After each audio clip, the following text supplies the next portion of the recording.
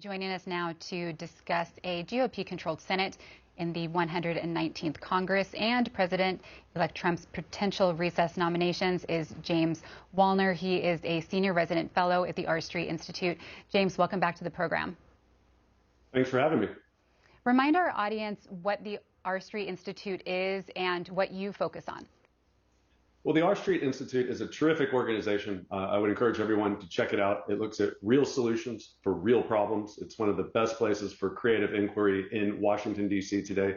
And it really tries to get above the stale left-right kind of dichotomy that we see that has kind of led us to this point where many people feel frustrated and with the paralysis and gridlock in D.C. And I focus on the governance program, is my program.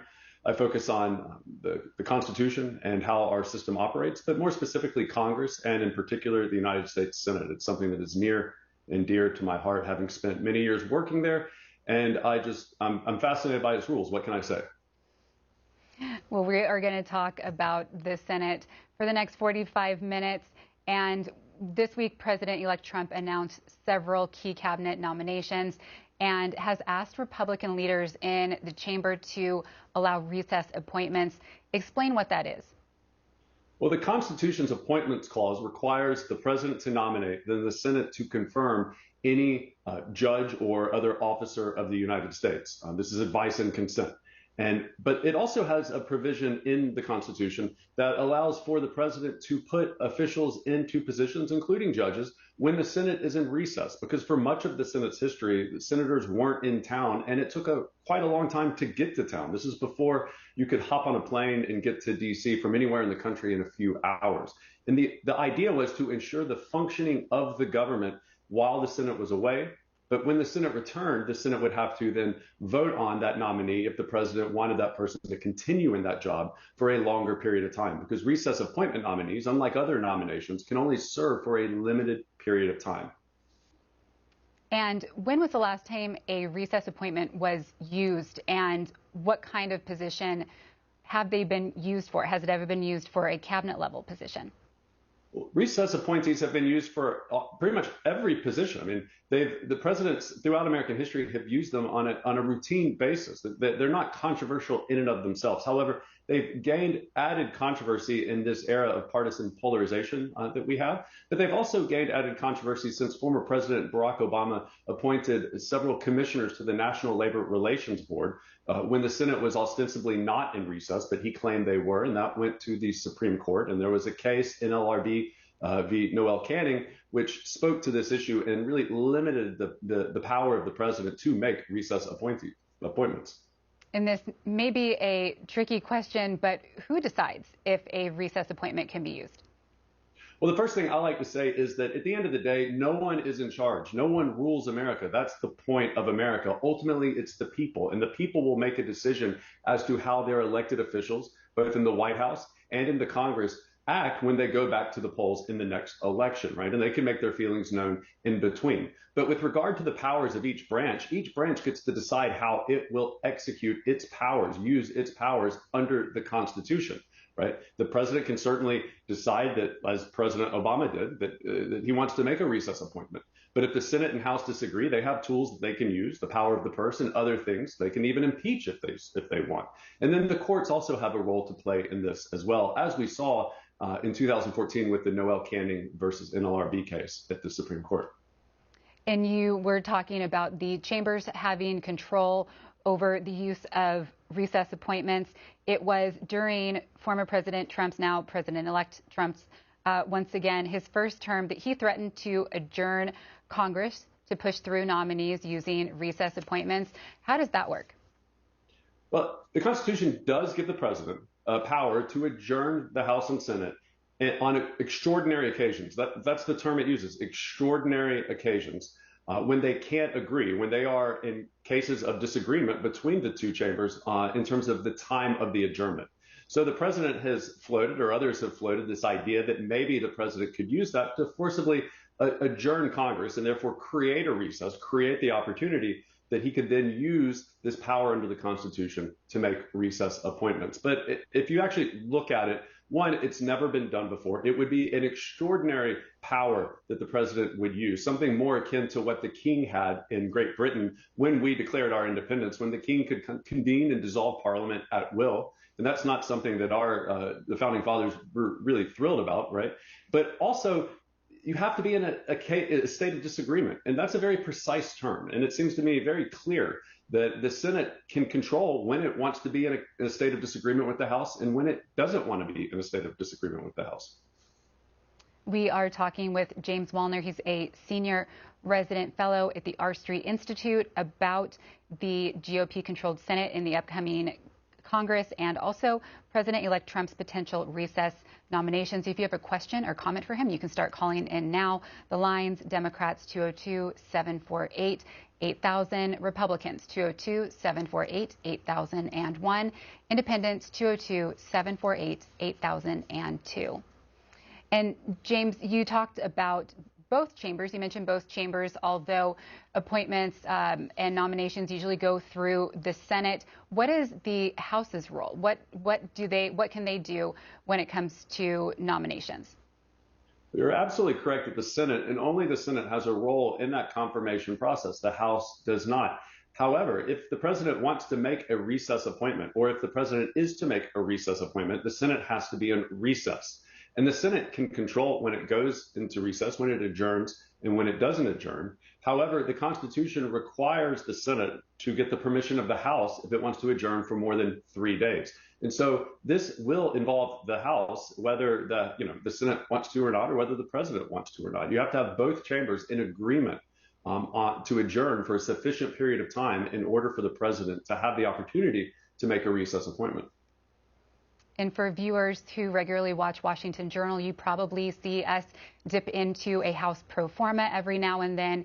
And that is what some of what James is talking about in order to continue to keep chambers in session. James, the Republicans won control of the chamber for the upcoming 119th Congress. Right now, they'll have, it's expected, 53 seats. There is one House in Pennsylvania, or one race in Pennsylvania that is going into a recount, but they're expected to have 53 seats. To the Democrats and Independents with 47. What does that mean for things like wanting to gavel out for a recess appointment and potential legislation? Well, the first thing your viewers need to understand is that a simple majority can adjourn in the Senate. And ever since we saw them use the nuclear option to get rid of the filibuster for executive and judicial branch nominations, a simple majority can overcome a filibuster and ultimately confirm a nominee. So this isn't a problem. There is no problem. There is no crisis if you're President-elect Donald Trump, if you have the support of all the Republicans, because you have the votes right there. You can't filibuster these nominations. However, if you don't have the support of all of the Republicans, then this isn't going to happen because, as I suggested before, you have to be in a state of disagreement for the president to use this extraordinary power on, as the Constitution says, extraordinary occasions. And it seems to me that you can't force the House into a state of disagreement. It has to take action on its own, which itself takes a majority, right? So in the meantime, and we've seen this going back to President George W. Bush and before, majorities will take these pro forma sessions, which will sound a little bit bizarre to those watching at home, but where you come in, you gavel in, someone's in the chair, there's no one else around, just a few staffers, and then they say, we're here, and then they adjourn. And then that's it. And they do that every 3 days. And as long as they keep doing that, that prevents the president from making a recess appointment because the Senate isn't in a recess of sufficient length. Our first caller for you, James in Rome, Georgia, line for Independence. Good morning, James. Good morning. I was a progressive Democrat, but, I agree that Trump should be able to put into place anybody that he wants. The Democrats are weak. They could have did it. They let him do Merrick Garland. They can interpret the Constitution. Trump can. I'm for Matt Gaetz and whoever else they want to put in there. I'm sick of the Democrats crying. We gave them Obama and 60 votes. They could have did whatever they wanted.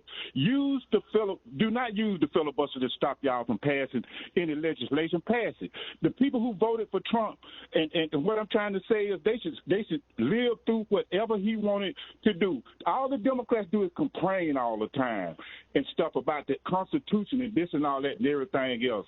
But the Constitution can be interpreted to mean anything that any administration wants. Democrats, shut up, especially you Hispanics who voted for Trump. And James, any response for James? Well, the first thing I would point out is that we've been in this position before. We had unified Republican control of government. We had Donald Trump in the White House making cabinet level appointments, and Democrats were very much opposed to that. And at the time, Senator Chris Murphy, this is in February of 2017, they went around the clock one night they went around the clock, stayed in session all night long, voting on cabinet level nominations. And afterwards, Senator Chris Murphy spoke to a progressive group, and they asked him, they're very excited. They're like, this is going to be great. We're going to take the fight to him. Chris Murphy looked at him and said, I'm exhausted. I don't know how much longer we can sustain this. And I think that's an important thing to remember. We haven't seen all-out obstruction with the filibuster or even without the filibuster of presidential nominations because it takes a lot of effort and it takes time. And if you know you're going to lose in the end, that's very, very hard to do. And so I think it's important that we kind of keep this context in mind because in reality, we've seen this before, and the president typically gets his nominations. The only other thing I would say is a lot of the people right now who are alarmed by this idea that the president would use recess appointments in this way and are pushing back very aggressively against the president are also the very same people who argued aggressively that the president ought to have his team, that the president ought to be able to put people in executive branch positions with George W. Bush. And if we look at George W. Bush's judicial nominations in 2003, 4, and 5, Miguel Estrada among them, Priscilla Owens, these very same people would say things like it is unconstitutional for the Senate to not have a vote, an up or down vote on a presidential nomination. And so, again, I think it's important to keep this history in mind because the moment we're in, maybe they've changed their talking points, maybe people have turned things around a little bit, but it's never totally unique in American history. And James, to the caller's point, there's a Reuters headline, expect to hear the F word a lot in the Senate next year. F word, of course, is the filibuster. It's something that Republicans have said that they want to keep in place. How could that impact President-elect Trump's legislative efforts? Well, as we understand the filibuster, it operates as a veto, which means that you have to get 60 votes, not 51, to get anything done. And because the Republicans don't have 60 votes, that means they would have to moderate their agenda in order to get stuff done. And that's the kind of conventional understanding of the filibuster. After having worked in the Senate for many, many years, watching senators try to filibuster things, I can assure you the filibuster is not a veto. And it doesn't seem like that until you're actually tasked with trying to filibuster something. No one asks for your permission if they don't want to, right? And so the filibuster is an opportunity to speak. It's an opportunity to speak and be heard and participate in the debate. And you have to sustain that filibuster and sustain that obstruction, and that's very hard. And for much of American history, there was no way to end a filibuster. And the Senate still did very, very big things on very narrow majority votes. And so we could still see lots of things pass, even with the filibuster on legislation. But that's up to the Republicans, not the Democrats. It's up to how they manage the Senate and how aggressively they try to push through their agenda next year. And remind us what type of legislation 60 votes is not needed on. So in recent years, everyone's probably heard the term budget reconciliation. And budget reconciliation is just it's a fancy term that just refers to a bill that can't be filibustered, that there is a time limit for its debate on the Senate floor and the House floor, but the House can do whatever they want with the special rules. So these rules in the budget process only really apply to the Senate. And the idea is that when the Congress passes a budget and it has top line levels for spending and revenue, that later on they can look at that budget, look at the permanent law and see how they're comparing. And if we're spending more than the budget said we ought to, if we're not bringing in as much, we're bringing in too little, as the budget said we ought to, then they can pass a bill to reconcile or align that permanent law with the budget.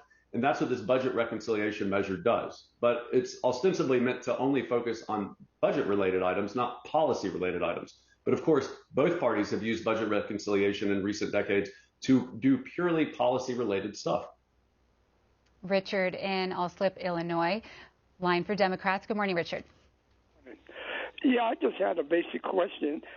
Due to the fact that Trump said that he wants to put two czars up there to make major cuts, which are billionaires, these are two billionaires, I would like to know, where does the American people fit in, where if they disagree with what he's doing, that they can call and put in a complaint because he's eliminating Congress too. So I just want to know. That's my question, sir. Well, Richard, we've seen the executive office of the president and the president's staff grow significantly since its kind of first real appearance with Franklin Delano Roosevelt. So presidents in both parties have used non-Senate confirmed positions and people to basically get advice and ultimately to carry their agenda to Capitol Hill and out into the press. I can reassure you, though, unless Congress gives the president this power, the Congress ultimately has the power of the purse. James Madison calls it the most effectual power that any free people can give their elected representatives to defend themselves against tyranny. It's the most important power. And so the Congress ultimately has to approve of any cuts. And I would go one step further. The Constitution is explicit. No money can even leave the Treasury. So we have to spend money every year. We approve it every year. No money can even leave the Treasury unless the House first acts to approve that. So if the House decides to do nothing, then no money leaves. If it decides it wants to spend money, then it goes to the Senate. The Senate will have to decide how they want to spend money. If they disagree, then they vote on that bill. Then they're in a state of disagreement. Then they'll work that out. Then it goes to the president. That bill may or may not be based on the recommendations of that czar, of whatever process the President-elect Trump establishes. But ultimately, the people's elected representatives in the Congress have to make that decision. Another James for you, this one in Secaucus, New Jersey, line for Republicans. Good morning, James. Hi, good morning. Thank you both so much for taking my call. I do have a question regarding these recess appointments. What would be the political cost of, I'm not even sure what the correct term for that would be, recalling a Trump nominee? So, for example, Matt Gaetz seems to be one of the more controversial choices for a very consequential position. And so, hypothetically, Matt Gaetz is put in that role via recess appointment. And then what happens when the Republican-controlled Senate returns? Is it even remotely possible after President Trump's resounding victory that a Republican-controlled Senate would even consider something like that? It seems to me, and I'm no expert by any means, but it seems to me like a huge political risk.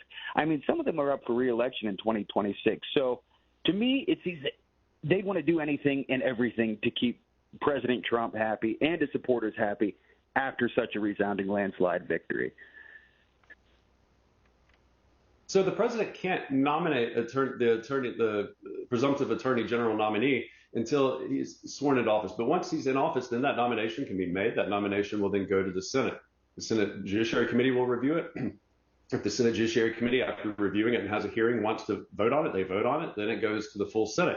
At any point in that process, that nomination can be withdrawn by the president. We've seen this, for instance, with former Majority Leader Tom Daschle, for that matter. President Obama appointed Daschle to serve in his cabinet, and ultimately, because of a tax issue, that nomination was ultimately withdrawn. So presidents can withdraw nominations all the time, and the Senate ultimately, defeating a cabinet level nominee in a vote is going to be rare, right? But what is much more likely to happen is that the Senate will lean on the president, tell the president, make it very clear to the president that he doesn't have the votes.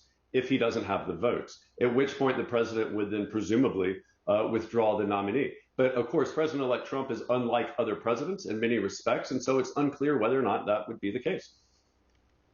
James, a question coming in on X for you from Pep. He says to your guest, explain the filibuster used by Tommy Tuberville used in promoting generals.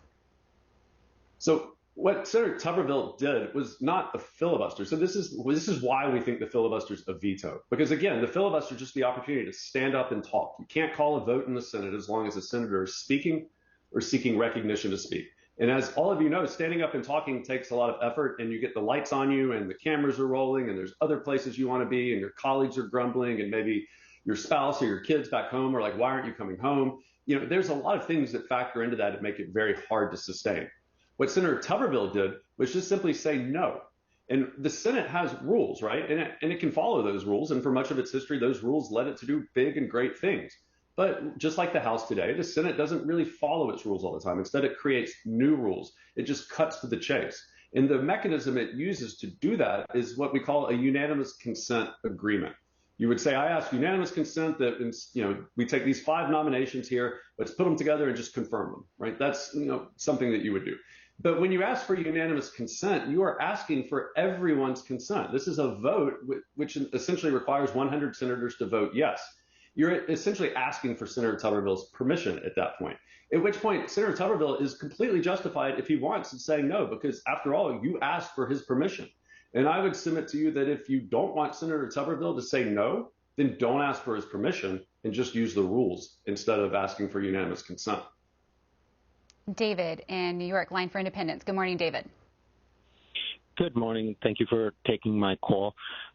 So my question is kind of framed around Matt Gaetz and whether Trump has the ability to install whoever he wants to install in that position. And the way that I'm looking at it is basically I'm looking back at January 6th, right, and what happened in January 6th was just a terrible time for our country. But in January 6th, it was framed at the viewpoint that Donald Trump was trying to stop the certification of the votes, right? But I'm looking at it from a different perspective. I'm trying to figure out what was actually happening in the House when January 6th happened. And what was happening was that Ted Cruz was standing there with 2 congressmen ready to try to debate, right, whether the election was fair or not, right? So I'm looking at that as motive. Why would Trump want to stop that? Who would want to stop that, right? From my perspective, Trump wouldn't want it to stop that, right? When everything stopped and they went back, right, they didn't pick up with Ted Cruz. Everyone, I guess, got scared and just said, we're going to certify this election, right? So my point is, what really happened, right? Do we need to investigate that? Does Trump have a duty to get someone in government that would actually look at possibly people that are still in our government that might have done something illegal that day, right? James. Well, what the members of Congress are doing, separate and apart from the people who broke into the Capitol and ransacked the place, and separate and apart from all of that, what the members of Congress are doing, whether we like it or not, was that they were using rules that are on the books. The Electoral Count Act establishes procedures, and they were using those procedures to adjudicate electors, presidential electors. Again, their motives may be, we can question their motives, we can question all kinds of things. But ultimately, they were using rules that Congress, under the Constitution, has the authority to make and set. And I think that when we talk about, punishing members for using the rules or punishing members for what we call illegal acts that are ostensibly, just sanctioned by the rules, we get into a very slippery situation, because ultimately then it becomes any behavior we don't like that is pursuant to the rules is somehow, going to be damaging to the Constitution, and we ought not to do it. And so I think what I would encourage everyone to do in thinking about January 6th is to try to separate the kind of the institutional processes that were playing out inside and then the stuff that was happening outside. And I don't think that the institutional processes caused what happened on the outside, right? I don't think that maybe they're both manifestations of the same thing, but ultimately, rule-bound behavior in and of itself, in my opinion, is not illegal, right? I think that's an important thing to remember. Kyle in Honolulu, Hawaii, line for independence. Good morning, Kyle. Aloha, C-SPAN. Thanks for doing this program. I just have a simple question. Despite the GOP-controlled Senate and Congress, what still requires a two-thirds vote? And I'll listen off the air. So the filibuster, when we talk about the filibuster, essentially says that you have to have 3/5 of all senators duly chosen and sworn. So if you have 100 senators in office, that's 60. You have to have 60 senators vote to end debate if a senator or senators don't want to end debate and go to a final vote, right? So that's one thing. But of course, since the nuclear option, that doesn't apply to nominations anymore. It still applies to legislation. However, within the legislative realm, there are certain things like budget reconciliation measures. In the past, trade approval measures, there are things that don't require 60 that are what we call fast track. They have time limits on their debate. And then when we get to the 2/3 level, any effort to end a filibuster on a proposal to change the Senate's rules requires 2/3 of senators, not duly chosen and sworn, but present and voting. So it's if you have all 100 senators on the floor, then it's going to take 67 to end a filibuster on an effort to change the Senate's rules. It also you also need 2/3 to confirm treaties and ultimately to impeach a president or any other official of the United States. And James, we've been talking about the Senate winning control, or the GOP winning control of the Senate chamber for next term, but the House also, Republicans there were able to hang on to it, but it's likely that they'll also have a very slim majority. What does that mean when it comes to legislative efforts? And when was the last time a party had a trifecta? Well, the Republican Party had a trifecta in 2017. Like, we have been here before. Very narrow control in the House, in the Senate, with a President Trump in the White House, right? And this is coming out after 7 years of the party signing blood oaths that they would repeal and replace Obamacare. The Senate had one vote on it. They came one vote short, and then they walked away. They didn't so much mention it again. The majority leader now, the minority leader, the majority leader then, Mitch McConnell from Kentucky, after that said, if there's anything that Republicans agree on, anything at all, it's tax reform. We all love tax reform. They barely passed tax reform. And that was only after senators like Pat Toomey and Bob Corker came in and ultimately led an effort in the Finance Committee to help to jumpstart that process. So if you don't like the Republican agenda and you don't like President-elect Trump's agenda, I think a lot of the concern that you may have right now is fully justified. But it's, I think that it's not likely, based on past history, that Republicans are going to be able to just steamroll and pass whatever they want. If you are a big fan of that agenda, if you want to make America great again, I think a lot of the excitement and the expectation is going to lead to maybe some disappointment, because in reality, Republicans don't all agree on the agenda. They just don't do that. I mean, immigration is a great example of that. The same with the Democrats. And so I think what we're going to see over the next, say, 6, 7, 8 months is going to be the reality of our partisan kind of divisions within the parties coming to the forefront, and it's going to change our expectations that we have right now. And you mentioned Senator Mitch McConnell.